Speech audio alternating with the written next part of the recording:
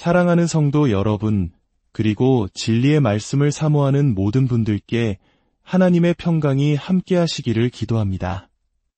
오늘 우리가 함께 나눌 이야기에 앞서 잠시 여러분의 마음을 모아주시면 감사하겠습니다. 이 채널을 통해 전해지는 말씀이 여러분의 영혼에 작은 빛이 되고 위로가 된다면 구독과 좋아요로 그 마음을 표현해 주십시오. 여러분의 작은 참여는 이 은혜의 메시지가 더 많은 이들에게 흘러가게 하는 귀한 통로가 됩니다.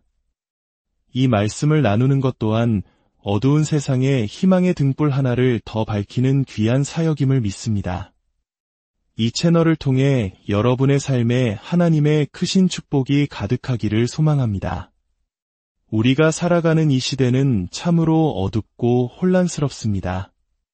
마치 방향을 잃은 배처럼 세상은 끝없는 분쟁과 갈등, 경제적 불안과 도덕적 혼란에 거친 파도 위에서 이태롭게 흔들리고 있습니다. 뉴스를 켜기가 두려울 만큼 절망적인 소식들이 우리의 마음을 무겁게 짓누릅니다. 우리 자녀들이 살아갈 미래는 과연 어떤 모습일까요? 10년, 아니 불과 5년 뒤의 세상은 지금보다 더 나아질 수 있을까요? 이러한 깊은 불안감 속에서 우리는 질문하게 됩니다. 과연 희망은 있는가? 이 모든 혼돈 속에서 하나님은 어디에 계시는가? 악의 세력이 이토록 기승을 부리는 것처럼 보이는 이 세상에서 우리는 과연 무엇을 믿고 의지해야 하는가? 이 질문은 비단 오늘날 우리만의 고민이 아닙니다.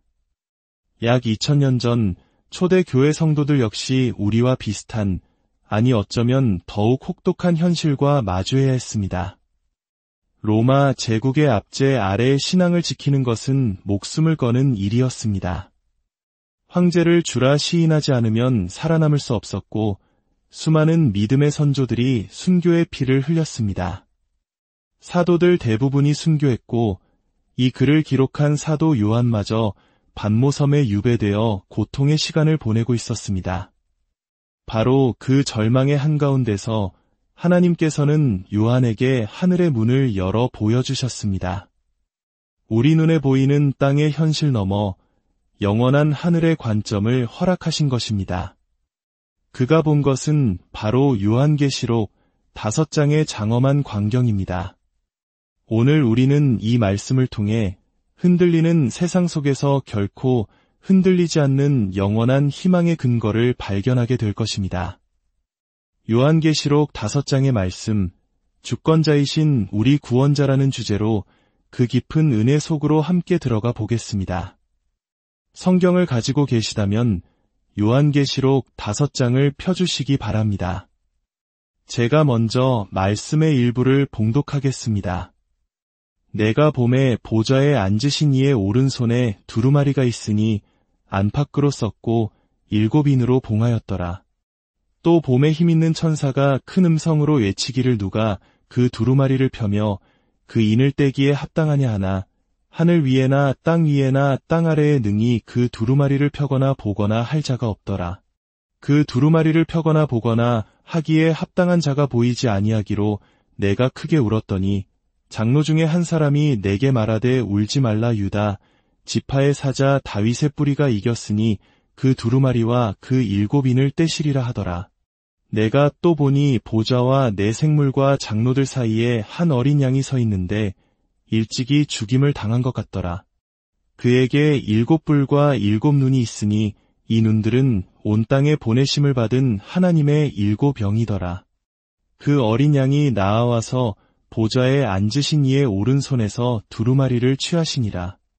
그 두루마리를 취하심에 내 생물과 24장로들이 그 어린 양 앞에 엎드려 각각 검은고와 향이 가득한 금 대접을 가졌으니 이 향은 성도들의 기도들이라.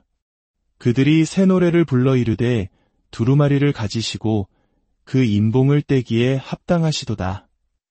일찍이 죽임을 당하사 각 족속과 방언과 백성과 나라 가운데에서 사람들을 피로 사서 하나님께 드리시고 그들로 우리 하나님 앞에서 나라와 제사장들을 삼으셨으니 그들이 땅에서 왕 노릇하리로다 하더라. 첫째로 우리는 두루마리에 주목해야 합니다. 1절은 내가 봄의 보좌에 앉으신 이의 오른손에 두루마리가 있으니 라고 시작합니다. 사도 요한은 지금 영안에서 하늘의 보좌를 보고 있습니다.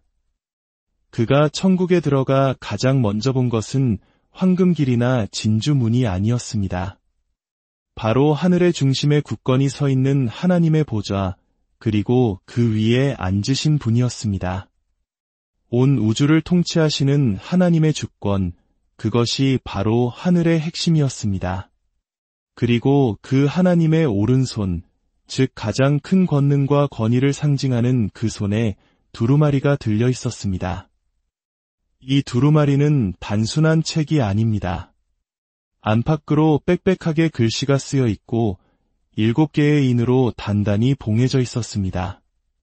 이것은 하나님의 완전하고도 방대한 계획, 즉 인류의 역사와 구원의 모든 경륜이 담겨 있는 하나님의 영원한 작정입니다. 세상의 시작부터 마지막 심판과 새하늘과 새 땅에 이르기까지 그 어떤 사소한 부분도 빠짐없이 기록된 하나님의 완벽한 시나리오입니다. 이 두루마리가 하나님의 오른손에 있다는 것은 이 모든 역사의 계획이 오직 하나님께로부터 나왔으며 그 누구도 수정하거나 변경할 수 없는 절대적인 것임을 의미합니다. 7인으로 봉해졌다는 것은 그 내용이 하나님의 주권 아래 철저히 비밀에 붙여져 있으며 하나님 자신이 허락하시기 전에는 그 어떤 인간이나 천사도 감히 열어볼 수 없음을 보여줍니다. 사랑하는 여러분, 이 사실 하나만으로도 우리는 큰 위로를 얻습니다. 우리의 삶과 이 세계의 역사가 결코 우연의 산물이 아니라는 것입니다. 인간의 탐욕이나 악의 세력에 의해 좌지우지되는 혼돈이 아니라는 것입니다. 하나님께서 이미 모든 것을 계획하시고 그분의 손안에 굳게 붙들고 계십니다. 둘째로, 우리는 절망적인 수색의 과정을 보게 됩니다. 2절에서 힘있는 천사가 온 하늘이 들을 만큼 큰 소리로 외칩니다. 누가 그 두루마리를 펴며 그 인을 떼기에 합당하냐? 이 질문은 인류 역사를 주관하고 하나님의 계획을 실행할 자격이 누구에게 있는지를 묻는 우주적인 질문입니다. 그러나 3절의 대답은 너무나도 절망적입니다. 하늘 위에나 땅 위에나 땅 아래에 능히 그 두루마리를 펴거나 보거나 할 자가 없더라. 하늘의 그 어떤 영광스러운 천사도, 땅 위에 그 어떤 위대한 왕이나 현자도, 땅 아래의 그 어떤 존재도 자격이 없었습니다. 인류의 모든 지혜와 힘, 권세를 다 모아도 하나님의 거룩한 계획 앞에서는 무력할 뿐입니다. 인간 스스로 자신의 운명을 개척하고 구원할 수 있다는 모든 교만한 시도들이 헛됨을 보여주는 장면입니다. 셋째로, 우리는 요한의 깊은 슬픔을 마주합니다. 이 절망적인 현실 앞에서 4절에서 요한은 크게 울었다고 고백합니다. 그의 눈물은 단순한 슬픔이 아니었습니다. 하나님의 뜻이 이루어질 수 없고 인류의 역사가 구원과 완성으로 나아갈 희망이 보이지 않는 것에 대한 통곡이었습니다. 악은 승리하고 의는 패배하며 하나님의 영광스러운 나라가 영원히 연기될 것만 같은 절망감에 사로잡힌 것입니다. 어쩌면 이것이 바로 우리가 세상의 악과 부조리를 마주할 때 느끼는 감정일지도 모릅니다. 하나님이 침묵하시는 것 같고 내 기도는 응답받지 못하는 것 같을 때 우리 역시 요한처럼 깊은 슬픔에 빠지곤 합니다. 넷째로, 마침내 우리는 주권자의 등장을 목격합니다. 바로 그 깊은 절망의 순간 극적인 반전이 일어납니다. 5절에서 한 장로가 요한에게 다가와 말합니다. 울지 말라. 유다 지파의 사자 다윗의 뿌리가 이기셨으니 그가 이 두루마리와 7인을 떼시리라. 이것은 어둠을 꿰뚫는 희망의 선포입니다. 눈물을 멈추게 하는 복음의 외침입니다. 보좌를 향해 시선을 돌리라는 명령입니다. 여기에 등장하는 유다 지파의 사자는 구약 성경에서부터 예언된 왕의 권세와 능력을 가지신 메시아를 상징합니다. 그는 어떤 적에게도 패배하지 않는 용맹하고 강력한 왕이십니다. 또한 그는 다윗의 뿌리라고 불립니다. 이것은 놀라운 표현입니다.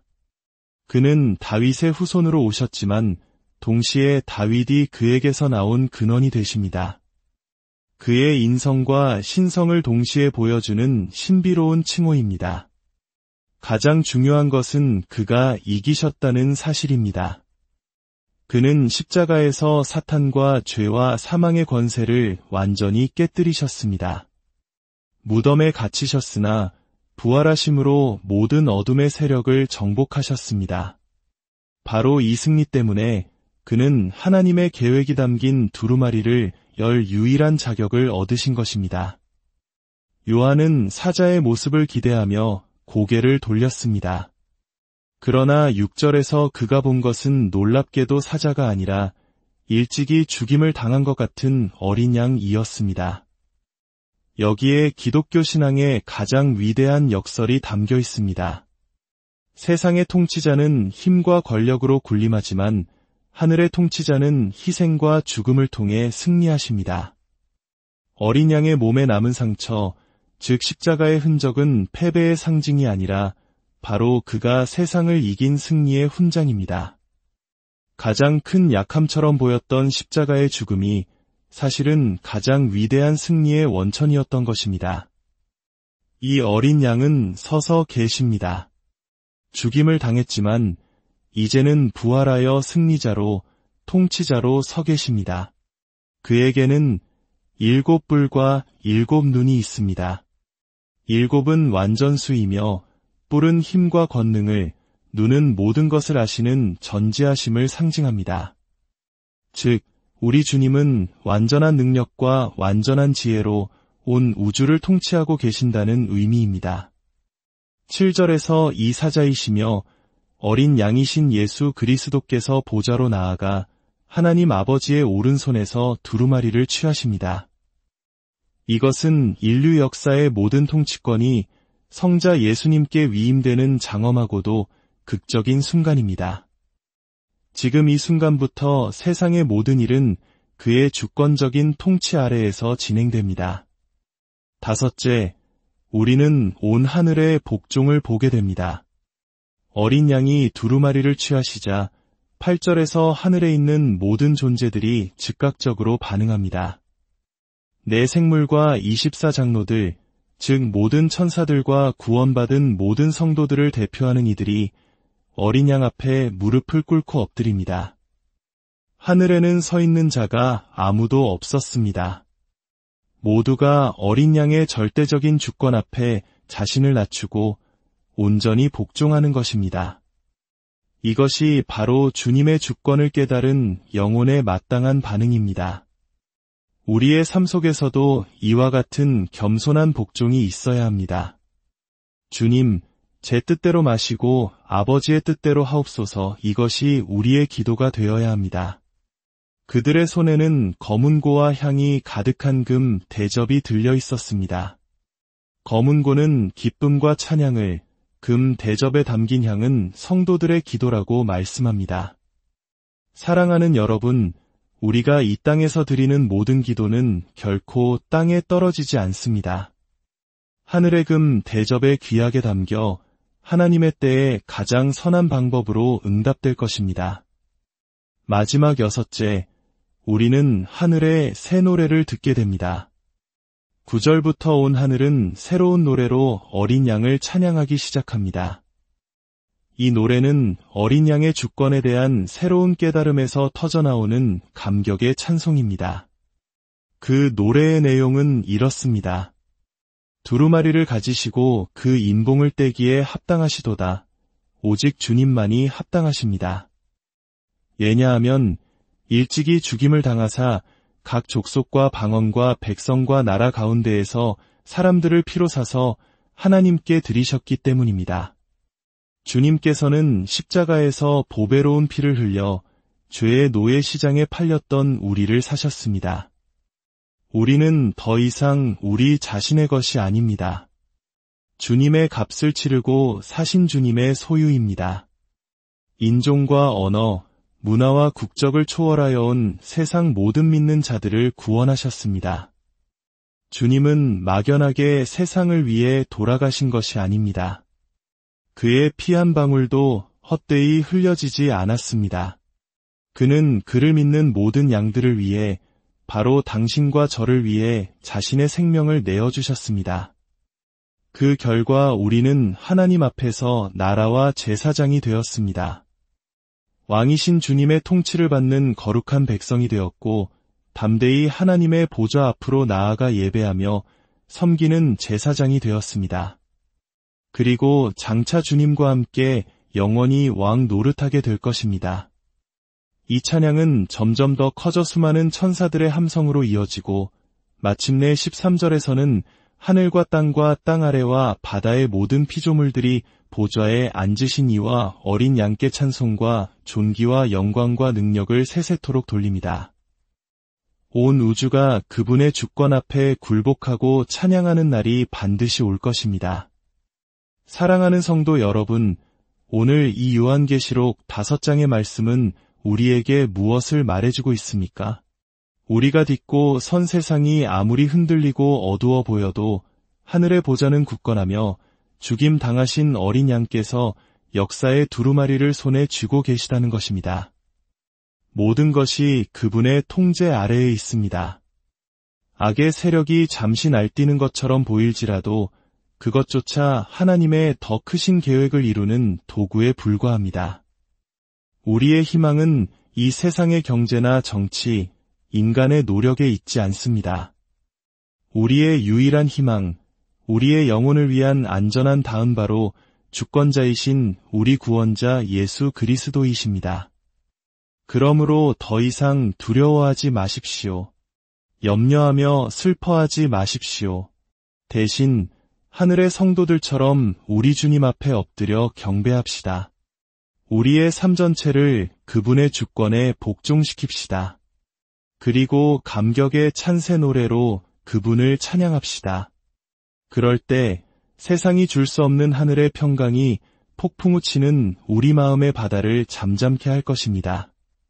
함께 기도하겠습니다. 주권자이신 하나님 아버지, 혼란스러운 세상 속에서 길을 잃고 두려워하는 저희에게 하늘의 문을 열어 영원한 진리를 보여주시니 감사합니다. 세상의 모든 역사가 아버지의 손에 들린 두루마리 안에 기록되어 있으며 죽임 당하신 어린 양, 우리 주 예수 그리스도께서 그 모든 계획을 이루실 유일한 분이심을 믿습니다. 우리의 눈을 열어 세상의 문제 너머에 계신 주님을 보게 하시고 우리의 귀를 열어 절망의 소음 속에서 주님의 새 노래를 듣게 하옵소서. 우리 삶의 모든 영역에서 주님의 주권을 인정하며 겸손히 복종하게 하시고 어떤 상황 속에서도 흔들리지 않는 믿음과 평강을 허락하여 주옵소서. 이 말씀을 듣는 모든 심령 위에 주님의 위로와 소망이 강물처럼 흐르게 하시고 우리를 피로 사신 구주 예수 그리스도의 이름으로 기도하옵나이다.